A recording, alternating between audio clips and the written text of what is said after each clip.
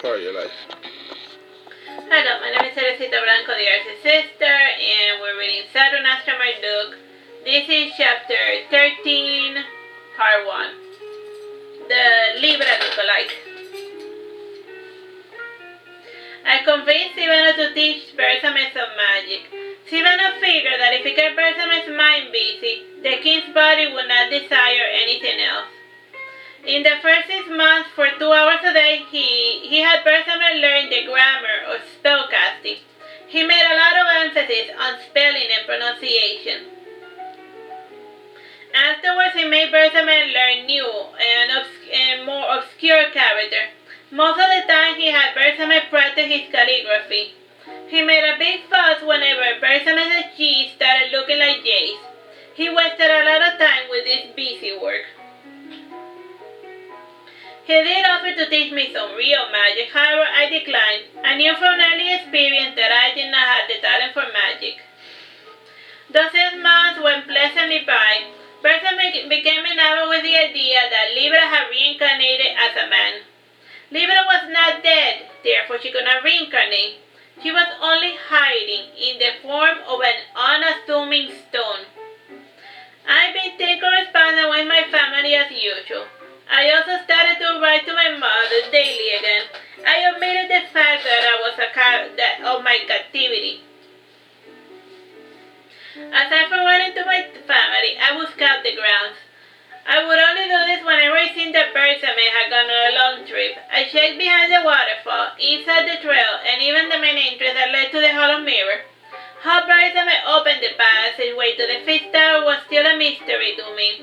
The only exit available seemed to be the sky. Even if I somehow managed to climb to the top, I would still have to pass through Bergaron to escape. The only other option was to climb the mountain. We were trapped, for the time being. After 6 months, Sivano came into my room very perturbed. When he arrived, I was in the middle of answering my correspondence. Turning around, I saw that he was carrying a bouquet of flowers. Seeing them, I said to him, "For me, you shouldn't have." I know he struck my head with the bouquet once. After the first blow, I saw a tiny note fall from the bouquet. I picked it up and read, "To my darling Libra, per the Berserker rules, I sent this bouquet of flowers to mark the beginning of my courtship. Thinking of you always, Bersames." That's not a good sign. After I read the note out loud, Sivano gave a low moan. Amused, I said, "I am amazed that you kept the flowers. I figured that you would have thrown them into the fire." "Unlike you, I do not have a death wish," he snapped back. He started pacing around the room from corner to corner. It was a nervous habit he had developed after his first month of captivity. "Relax, I said, getting up. "Don't tell me to relax. I am tired of this place. I am tired of this tower. I miss my home by the sea. Whenever I look out the window, all I see are stones. They are a constant reminder that I am a prisoner. You know what is the worst torture? It is that damn pendulum. It has me crippled. I am a mage without magic, without a staff. And where are my books? Probably another bastard has moved into my tower thinking that I'm dead." After this outburst, he went on one of his usual tantrums. The first time he had such an outburst, he started trashing my room. Fearing that he might injure himself, I restrained his fragile body. I would soothe him the same way that my mother would soothe me when I was a small child. I would hug him and stroke his hair. All the while I would say comforting words. Eventually he would break down into tears and fall into a deep sleep. Throughout these last 6 months, Sivano had experienced full outbursts. He kept his emotions under control in the presence of Bersames. That day, Bersames entered my room during one of his little fits. Sivano stopped his crying and his whining the second he saw Bersames. He pushed me away and he sat at the edge of my bed. It was the farthest place in the room away from Bersames. Perplexed, Bersames asked, "What is all this commotion?" Not looking at him, Sivano answered, "Nothing." Bersames walked over to Sivano and he sat by his side. Putting his massive arm around Sivano's thin shoulder, he said suddenly, "You know, I don't like it when people don't look at me in the eye." I saw Sivano clench his fragile hands beneath his robe. Where is this going? What's wrong with you? Okay, go on. It took all of his strength to look at Bersame in the face. Smiling, Bersame lowered Sivano's hood to get a better look at his face. Afterward, he said, I don't know why mages insist on wearing these silly little hoods. They offer no protection. Coldly, Sivano said, we wear hoods out of respect for the gods that granted us our powers. They are a constant reminder that without the gods, we are nothing. This statement left Bersame rather thoughtful. His eyes had a pale, misty color to them. He lowered Sivano's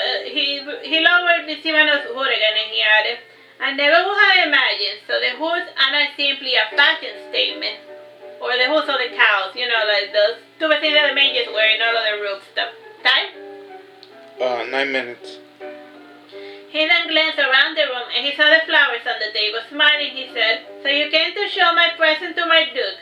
I noticed that you two have grown rather close these past few months. I must warn you that I am the jealous type. I narrowed my eyes and I said to him, you are imagining things like I told you a long time ago, I do not have time for romances. I simply wish to focus on my career. Plus, I cannot for the flesh of man. Bersame rose from my bed and started looming over me. His red eyes shone more sinisterly. With disdain, I said, you must be quite full of yourself if you think that I am afraid of you. Bersame's eyes turned completely black. It was a black look that I had never seen before. In a strange, calm voice, he said, I will give you a reason to fear me. He departed afterwards. I will give you a reason to fear me. So and then he laughed. So then did he go pick up what he wasn't really afraid of, or what? He went to Seiko to give him a reason to be afraid. I don't know. I will give you a reason to be afraid of it. And then he left. After that a pig was wordy. I will give you a reason to be afraid. Bye. Okay. Is he like out of his mind? Seems like it. His ominous words set a chill down my spine, so yeah, that works. I wondered much about what evil machinations he was plotting. After he left, we both breathed a sigh of relief.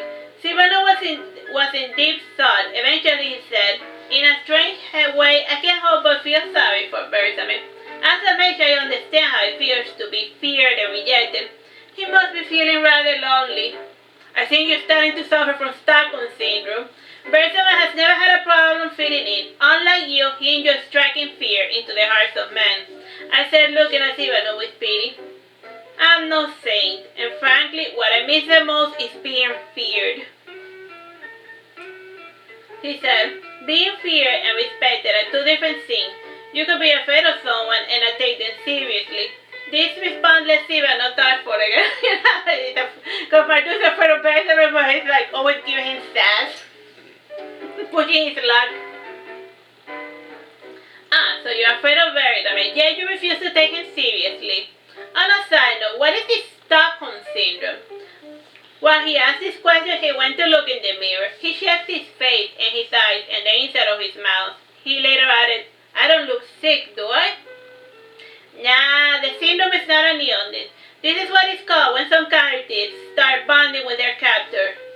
They see lack of abuse as a show of kindness. Eventually they start defending them, and some even fall in love. My explanation left Sivano quite disheartened. He went towards the star window in my room and he started looking outside. It was always quite depressing whenever he got silent like that. It made my own captivity even more unbearable. Time? 5 minutes. Eventually he said, what's the deal with the flowers? Is it the beginning of the end for me? The flowers mark the beginning of courtship. Bersame wants to go all traditional on you. The courtship lasts for about a month or two, and at the end, they hold a wedding ceremony, and that is the end of that. I said this with the usual cold tone I wore during explanation. When Sivano heard that he only had 1 month left, a groan escaped his lips. By now the sun had descended. That day we all dined together in silence. Our meal was made less agreeable by Bersame's presence. When we finished our meal, Bersame opened a large pack that he had brought with him. It was full of spellbooks. Coldly he said to Sivano, "These are the few spellbooks that I was able to salvage from your rag study." "Thank you," said Sivano, avoiding Berthames's gaze. This response made Berthames's eyes flare. Sivano too saw his changing mood. Forcing himself to look at Berthames in the eye, Sivano said, smiling, "Thank you. That was very thoughtful of you." "Thank you. That was very thoughtful." Say that to that crazy lunatic that a few months ago tried to rip your face off. Like in Face Off. This new response pleased Berthames. His eyes turned a lovely calm blue. Seeing that his mood was better, Sivano dared to ask, "Why do you keep Marduke locked up with me?" This sudden question surprised Berthames. Smiling, he said, "Marduke is now locked up. He can leave whenever he wants. I keep the mage's leg from under the table. I glared at him in a way that made him understand that he should not push his luck." Time? 3 minutes. As usual, the mage did whatever he felt like. Taking courage, he raised his voice and he added, "You don't need him, and you can have any other of your pets to keep an eye on me." Berthames' eyes turned a sinister black. In a calm, soothing voice he said, "My dear, I am simply jealous. Why have you taken such an interest in Marduke?" Seeing the turn that this conversation had taken made the mage lower his head. He placed his hand within his robe so that Berthames did not see them shaking. The mage gave me a desperate look. Berthames too saw it. His attention was shifted towards me. Grinning, he said, "Has there been any inappropriate behavior while I was away? Unlike you, I do not spend my life gratifying my 5 senses. Plus, this my attitude doesn't swing that way," I said mildly. "You have nothing to worry about." "Neither do I, and yet we have this little problem," said Berthames, pointing towards the mage. "Things would have been a lot simpler had you allowed me to rip his face off." This statement made Sivano bite his lower lip. At that moment, he truly regretted pushing his luck. Seeing him tremble made Berthames laugh. His murderous laugh echoed across the empty tower. His eyes shifted back to a light green. Oh yeah, the 2 minutes, 30 seconds. He rose from his seat and he passionately kissed the mage. He held him between both his arms, completely smothering him. Sivano fainted at his touch. Feeling the mage go limp, Berthames carried him to his bed. He said to him softly, "That is just a small prelude of our wedding, my dear Libra." Oh, then. "No, my darling, I won't let you disappear on me again." With that same bravado, Berthames left his room. Well, now you can see why Libra's hiding in the form of a pendant from the crazy person. So he even scared the other chick. and now he's still renting a lookalike. Alright. He locked the door behind him. Seeing him lock the door annoyed me. He did this whenever he was distracted or in a good mood. For a while, I paced around the room. After an hour, I gave up on waiting for Berthames to unlock the door. I settled on the couch and went to sleep. Oh yeah, the time on the thing? 1 minute, 30 seconds. In the dream, I dreamt of the mage. In the dream, his spirit bore the semblance of the female Libra. Poor Sivano seemed to be having a nightmare. In his dream, it was finally wedding night. Berthames was about to take him when I shattered him in the nightmare. Like a broken glass, the scenery fell around us, and we were both left alone among the charred remains of the nightmare. Alright, that's a good place to leave it. Bye, bye.